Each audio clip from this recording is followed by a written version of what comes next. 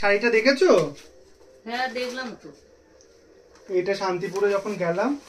কার জন্য এনেছি এটা? এটা কার জন্য আনবো? তোমার জন্য এনেছি। খালি পয়সা খরচা করিস কেন? ওমা, তা আমি শান্তিপুরে গেছি, আনবো না একটা জিনিস?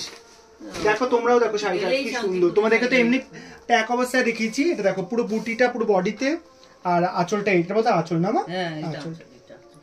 এটা তোমার জন্যই এনেছি। খুব ভালো, আমাকে কি মানাবে এনেছো যে? দেখি গায়ে ফেলে মানায় নাকি। কি মানাচ্ছে না তোমরা বলো তো? এটা মনে হচ্ছে নতুন বিয়ে আলাবো। মোটেও না। এখন সবাই সব বয়সে সব রকমের রং পরতে পারে, শুধু নিজের উপর নির্ভর করে আমি কি ক্যারি করতে পারছি কি পারছি না। এই রংটা দেখে এত গাঢ় লাগছে, যখন এটা পরবে তখন এটা খুলে যাবে, তখন রংটা এতটা গাঢ় লাগবে না। তোমাকে মানাবে। মানাবে। তোমরা বলো তো যে মানাবে কি মানাবে না? মাকে অবশ্যই মানাবে। এই দেখো হালুম বলতো মানাবে কি মানাবে না?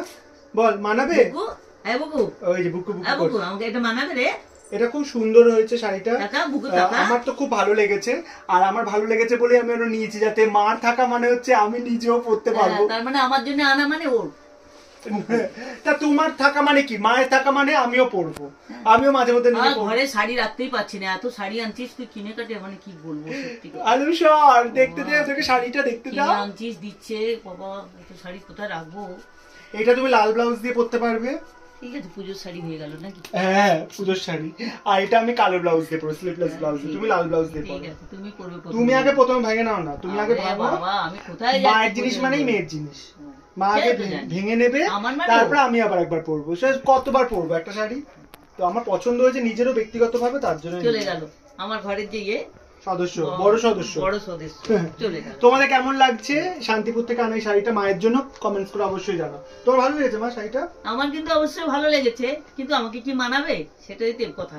মানাবে, অবশ্যই মানাবে। তোমরা কমেন্টস করে জানাও তো মাকে মানাবে কি মানাবে না। মেয়ে যখন এনে দিয়েছে আমার ভালো লেগেছে, আমি খুব। বাবাকে দেখাও, বাবা কি বলে দেখো। বাবারও নিশ্চয়ই ভালো লাগবে। রং চঙে শাড়ি পরবে, রঙিন থাকবে, মন পয়সা খরচা করছিস কিছু খালি না। গেছি একটা জিনিস আনবো না, আমি শাড়ি তো এনেছি, তোমরা তো দেখেছো শাড়ি কতগুলো এনেছি। তা এর মধ্যে থেকে এই শাড়িটা তোমার দেখো ভালো লাগবে। তোমার ভালো লেগেছে তো?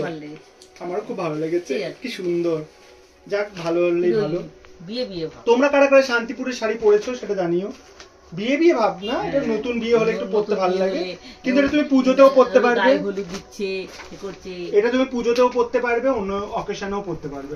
পুজোতে যদি পরলে, সরস্বতী পুজো, অষ্টমী, এগুলো দিনগুলোতে পরলেও দারুণ।